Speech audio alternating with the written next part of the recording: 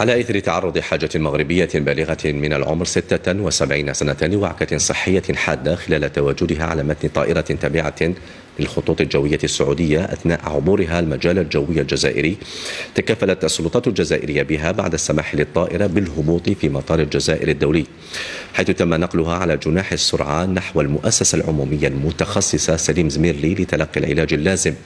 وقد أعلنت وزارة الصحة أن الحاجة المغربية تحظى بالرعاية الصحية الضرورية وأن حالاتها مستقرة. الحمد لله ذحلك رمض ربي، الحمد لله. باش قاموا بك هنايا؟ الله ينعش الشيطان، الله ينعش الشيطان. قام واحد الوقفة كبيرة بزاف، والله العظيم. إذا كانت سوا الخاوة مع بعضهم، زعما الخاوة هي هذه. قاموا بك هنايا بزاف بزاف بزاف، بالكبير ديالهم، بالسيريكيتي ديالهم، بالممرضة ديالهم، كل شيء قاموا معي. الحمد لله، اللهم لك الحمد بنتي ديالي. انا جيت في شي اخر، رجعت في شي اخر، الحمد لله. شكون السبت، شكون وقف معي، وكل شيء واقف معي، بالصغر ديالهم بالكبير ديالهم، كل شيء واقف، كل شيء. زعما ما عندي ما نسالهم، بولادهم بناسهم.